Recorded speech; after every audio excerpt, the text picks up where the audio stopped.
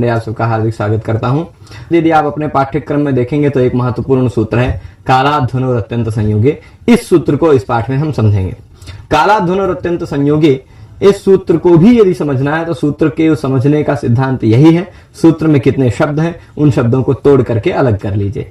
तो इस सूत्र में आप देखेंगे दो शब्द हैं, कालाध्वनोः, यहां पर ऐसे विसर्ग लगा हुआ है, फिर इधर अत्यंत संयोगे अ है। ठीक, कालाध्वनोः अत्यंत संयोगे। काल और अब देख लीजिए, इसमें मैं थोड़ा अगर अलग अलग करके लिख ही दूं, एक मिनट, अलग अलग करके अगर इसको लिख ही दूं तो काल और फिर अध्वनोः, द्विवचन है। काल अध्वनोः मतलब द्विवचन अगर इसमें लगा हुआ है तो आप समझ रहे होंगे कि दो चीजें बताई गई, काल और अध्व। काल और अध्व, काल अध्वनोः, फिर उसके बाद आगे क्या है, अत्यंत संयोगे। सीधे बात नहीं है, कैसा भी संयोग हो ऐसा नहीं चलेगा, अत्यंत संयोग हो, अत्यंत संयोग। काल अध्वनोः अत्यंत संयोगे, सूत्र इतना ही। यह सूत्र क्या कहता है, यह सूत्र आप देखेंगे तो मैं आपको बता दूं, कारक प्रकरण को आप अध्ययन कर रहे हैं। कारक प्रकरण में सूत्रों के दो प्रकार के एड्रेस मिलते हैं। एड्रेस, मैं सूत्रों का एड्रेस बोल रहा हूं। सूत्रों का एड्रेस 1.4 में भी मिलेगा, 2.3 में भी मिलेगा, है ना। अगर आपको 2.3 वाला सूत्र मिल रहा है तो आप इतना निश्चिंत हो जाएं कि ये विभक्ति करने वाला सूत्र, ये कारक से मैटर नहीं रखता है ना। ये विभक्ति करने वाला सूत्र, ये किसी कारक, ऐसा नहीं कहेंगे कि अब कर्म कारक होता, ऐसा नहीं, ये सीधे द्वितीया विभक्ति कर देगा। और अगर कहीं पहले अध्याय के चौथे पाद का सूत्र है, 1.4 का है, तो अब नंबर से भी पहचान जाएंगे कि वो कारक का सूत्र है, कारक का। ठीक है, तो 2.3.5 का सूत्र है यहां, काल अध्वनोः अत्यंत संयोगे। ये सीधे कहता है कालवाची शब्द, कालवाची शब्द। और अध्व कहते हैं, अध्व का तात्पर्य क्या होता है, मार्ग। ठीक, अध्व का तात्पर्य होता है मार्ग, रास्ता, पथ। कालवाची यानी समय और मार्गवाची यानी रास्तावाची, मार्ग, अध्ववाची शब्द अगर हो तो ऐसे कालवाची शब्दों से, मार्गवाची शब्दों से यदि अत्यंत संयोग प्रतीत होता हो, अत्यंत संयोग प्रतीत होता हो, तो कालवाची शब्द से, मार्गवाची शब्द से द्वितीया विभक्ति सीधे सीधे लग जाती, किसी कारक की अपेक्षा नहीं होती। ठीक है, काल ध्यान रहेगा, काल मतलब होता है समय, अध्व मतलब मार्ग। इन दोनों वाची शब्दों से यदि अत्यंत संयोग हो, अब काल का अत्यंत संयोग क्या होगा बताइए भाई। जैसे अब मैं आपको बता दूं, मैं आपको दोनों चीज क्लियर कर देता हूं। काल मतलब कोई व्यक्ति सुबह से शाम तक लगातार वही काम करता है, निरंतर संयोग है, अत्यंत संयोग रहे। अत्यंत संयोग मतलब नियमितता, काल में बाध ना हो। या मान लीजिए कोई व्यक्ति पर्वत पे चला गया, वहीं पर्वत के पास नदी है, रह रहा है पर्वत में, रोज नदी में नहाएगा, रोज वहीं बैठ के तपस्या करेगा, ऐसा है तो वो नियमितता है। महीने में 2 महीने 3 महीने जितने दिन भी रहे, नियमितता है। पर ऐसा अगर हो गया कि 2 दिन नहाया, 4 दिन फिर नहीं नहाया, या 4 दिन नहाया 1 दिन फिर नहीं नहाया, संयोग अगर व्यवच्छेद हो गया तो द्वितीया नहीं लगेगी, है ना। जैसे मान लीजिए कोई व्यक्ति आया यहां पर 1 महीने लगातार रहकर पढ़ा, नियमितता, अत्यंत संयोग तब भी माना जाएगा। ऐसा नहीं कि अब 1 महीना बैठ गया, सुबह बैठा तो अब 1 महीने बाद ही उठेगा, वो अत्यंत संयोग नहीं। अत्यंत संयोग मतलब महीने भर प्रतिदिन नियमबद्धता, 2 घंटे रोज उस समय पर अगर पढ़ रहा है तो भी वह अत्यंत संयोग प्रति माना जाएगा। अब मान लीजिए 1 दिन पढ़ा, 2 दिन पढ़ा, 3 दिन पढ़ा, फिर 2-3 दिन के लिए घर चला गया, फिर आया, फिर कुछ दिन पढ़ा, फिर 1 दिन के लिए घर से, तो वह अत्यंत संयोग नहीं है, उसमें बीच बीच में वियोग भी है। तो अत्यंत संयोग अगर प्रतीत होता हो तो कालवाची शब्द से और मार्गवाची शब्द से द्वितीया विभक्ति होगी। अब मार्गवाची शब्द में क्या होता है भाई, कोई व्यक्ति मान लीजिए मार्ग में चल रहा है, ठीक है, मार्ग में चलता जा रहा है, चलता जा रहा है, अब तभी थोड़ी दूर पैदल चला, फिर उसके बाद उसको मिल गई टैक्सी, टैक्सी लेके चला गया, तो अब उसका उस मार्ग से उतने दूर के लिए अत्यंत संयोग नहीं रहेगा, ऐसा कह सकते हैं। या फिर मान लीजिए रास्ते में ऐसा रास्ता है, ये रास्ता है, रास्ते के साथ ये समझ लीजिए समुद्र सटा हुआ है, ठीक, रास्ते के साथ समुद्र सटा हुआ है, पर ये रास्ता इधर फिर इधर घूम आया, ठीक, फिर रास्ता ऐसे ऐसे घूम के गया, ऐसे फिर इधर चला गया है, फिर समुद्र यहां सटा हुआ है, यहां पर कुछ समुद्र नहीं है। तो अब समुद्र का इससे अत्यंत संयोग नहीं है, यहां तक ही अत्यंत संयोग माना जा सकता है, यहां संयोग नहीं रह जाएगा, है ना। इस तरह से अत्यंत संयोग समझिएगा। कालवाची शब्द और मार्गवाची शब्द में अत्यंत संयोग अर्थ प्रतीत होने पर कालवाची शब्द के बाद और मार्गवाची शब्द के बाद आप द्वितीय विभक्ति लगा सकते हैं। कहां द्वितीय विभक्ति लगाएंगे? कालवाची शब्द में और मार्गवाची शब्द में, ठीक है। अब जैसे देख लीजिए, यह द्वितीया स्यात्, साफ साफ वृत्तिकार लिख रहे हैं, ठीक है। अब जैसे उदाहरण दे रहे, मासम कल्याणी, मासम कल्याणी, कुछ कुछ महीना पूरा पूरा महीना कल्याणकारी होता है, पूरा पूरा महीना। मास क्या है? कालवाची शब्द है कि रास्तावाची शब्द है? कालवाची है ना, कालवाची शब्द है ना मासम, मासम यह कालवाची शब्द है, मास। अब यह समझ लीजिए कि अमावस्या, दो पक्ष है मास के मत में। अमावस्या के बाद से कुछ लोग महीने की शुरुआत मानते हैं, कुछ लोग पूर्णिमा के बाद से महीने की शुरुआत मानते हैं। तो प्रतिपदा, शुक्ल पक्ष प्रतिपदा से, शुक्ल पक्ष प्रतिपदा से कृष्ण पक्ष की अमावस्या तक एक मास मानने वाला एक सिद्धांत हो गया। कृष्ण पक्ष की प्रतिपदा से शुक्ल पक्ष की पूर्णिमा तक महीना मानना दूसरा वाला सिद्धांत हो गया। तो अब दोनों सिद्धांत में मान लीजिए, चाहे जिस सिद्धांत में पूरा कार्तिक महीना अगर अच्छा है माना गया, कार्तिक महीने में हर एक दिन का बहुत बड़ा महत्व है, इसी तरह माघ महीने का भी बहुत विशेष महत्व है। पुरुषोत्तम मास जिसको अधिक मास आता है वो भी एक महीना आता है, तो बहुत उसका भी महत्व प्रशंसित है। तो ऐसे पूरा पूरा महीना कल्याणप्रद हो जाता है ना। मार्गशीर्ष मास भी बहुत प्रसिद्ध है, पौष मास, मार्गशीर्ष जहां पर स्नान इत्यादि करते हैं। तो प्रत्येक मास का एक अलग अलग महत्व है। पर अब मान ले कि कोई एक महीना है, पूरा पूरा महीना कल्याण है, कल्याणी है। कल्याणी का तात्पर्य होता है कल्याणी स्त्री नहीं, कल्याणम अस्य अस्ति कल्याणी, कल्याण जिसका है वह कल्याणी है ना।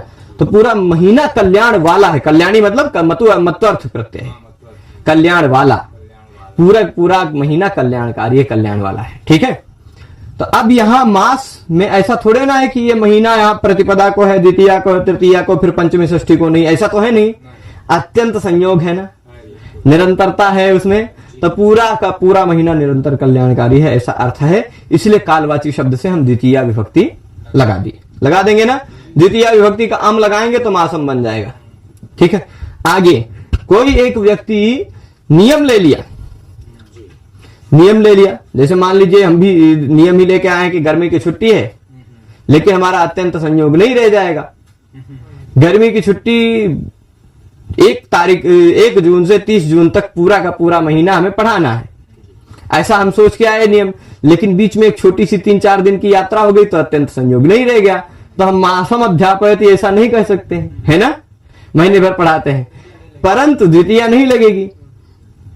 परंतु मान लीजिए कोई व्यक्ति ऐसा नियम लेके आ जाए कि अब हम महीना भर रहेंगे, कहीं नहीं जाएंगे, नियमितता पढ़ेंगे, तो वह मासम अधीते, ठीक, मासम अधीते, महीने भर पढ़ेगा। महीने भर पढ़ता है, निरंतरता से अत्यंत संयोग है, इसलिए वो महीने भर निरंतर पढ़ता है।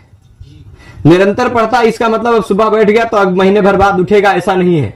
निरंतर है, उसमें अपने कार्य को करता हुआ भी बीच में व्यवच्छेद नहीं कर रहा है, रोज पढ़ रहा है, ठीक है, प्रतिदिन, यह तात्पर्य होगा।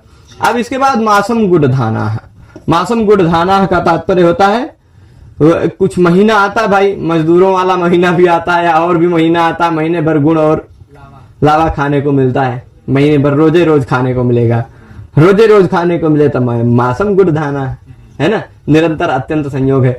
ये कालवाची शब्द हुआ, ठीक, कालवाची शब्द हुआ। इसी तरह वर्षम भी हो सकता है, सप्ताहम भी हो सकता है, सप्ताहम अधीते, सप्ताहम अधीते, सप्ताहम में द्वितीय होगी, सप्ताह हफ्ते भर लगातार अगर निरंतर है, कालवाची शब्द है ही, है ना। पक्षम अधीते, पक्ष पूरा 15 दिन को पक्ष कहा जाता है, तो पक्षम अधीते, पक्षम अध्यापयति, है ना। ऐसा भी हो सकता है। मासम वसती, मासम वसती, मासम प्रयागराजे कल्पवास करते हैं ना महीने भर, तो मासम वसती लगातार निरंतर वास कर रहे हैं, इसलिए मासम में क्यों द्वितीया लगेगी। ठीक है, ऐसे बहुत सारे उदाहरण हो सकते हैं जहां एक महीने या एक कालवाची कोई शब्द हो, उसमें निरंतर या निरंतरता हो, अत्यंत संयोग हो। ठीक है, आगे अब देखिएगा अध्ववाची शब्द, मार्गवाची। मार्ग, क्रोश मतलब मार्ग या मार्ग की दूरी। ये क्रोश होता है एक कोश कहते हैं, आजकल की भाषा में अपभ्रंश होकर क्रोश का कोश बन गया है। कोश, कोश, कोश मतलब आजकल के 3 किलोमीटर के बराबर लगभग होता है। ठीक है, तो क्रोशम कुटिला नदी। कोई कोई नदी क्या होती है, नदियां कैसी बहती हैं, सीधी सीधी भी बहती हैं, पर कोई कोई नदी क्या है, ऐसी कुटिला हो जाती है, ऐसे ऐसे चलेंगे, ऐसे ऐसे ऐसे ऐसे ऐसे। ठीक, तो 1 क्रोश तक अब ये नदी टेढ़ी है, कुटिला है। फिर उसके बाद जब क्या पर्वतीय क्षेत्र आते हैं, बीच बीच में पहाड़ है, आप सोचिए ऊंचा नीचा जगह है, जो लोग विशेष पर्वतीय क्षेत्र से वो ज्यादा अच्छा सा समझेंगे। अब अगर नदी आ रही सीधे, यहीं पर बड़ा सा पर्वत आ गया, तो क्या इस नदी सीधे आएगी अपने रास्ते में? नदी तो निम्नगाह है, जहां रास्ता मिल गया ऐसे टेढ़ी हो गई।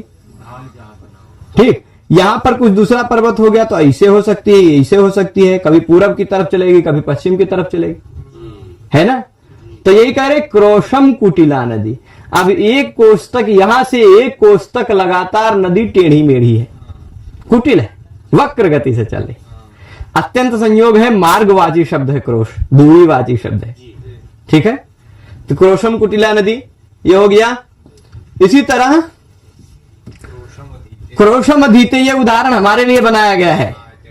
यह पहले के समय में, क्रोश मतलब होता है 1 कोस 3 किलोमीटर। पहले के समय में भी लोग समय का महत्व समझते थे। आप सब भी समय का महत्व समझिए, इस उदाहरण में समय का महत्व बताया गया है। रास्ते में चलते चलते 1 कोस तक पढ़ते ही चलता है, लगातार पढ़ रहा है। ऐसा नहीं कि ऐसे थोड़ी दूर चला, पढ़ा, फिर ऐसे रख लिया, बात करने लगा, का हो पाणे जी का हाल है, ऐसे करने लगा, फिर उसके बाद फिर थोड़ी देर पढ़ लिया। ऐसा नहीं, एक यहां से चालू किया, 1 कोस तक चलता गया, लगातार पढ़ता गया। हम ऐसा किए हैं 6 महीने तक लगातार। और सोमनाथ विश्वविद्यालय में उस समय छात्रालय, हॉस्टल नहीं बना था, हॉस्टल 3 किलोमीटर दूर ही था यूनिवर्सिटी से। तो वो क्रोशम अधीते उदाहरण इसीलिए मैं बोला हूं कि हमारे लिए ही बना है। बहुत सारे लोग 5 रुपया टैक्सी में देके चले आते थे, लेकिन मैं कहता था रास्ते में पढ़ने का हो जाएगा। जाते समय अष्टाध्यायी, आते समय अमरकोश, जाते समय अष्टाध्यायी, आते समय अमरकोश। तो एक क्रोशम अधीते, हाँ, किताब लेके चलते थे। अब मान लीजिए पूरा किताबिया लेके चलने में कभी कभी क्या होता है कि गर्मी का सीजन में पसीना भी होता है।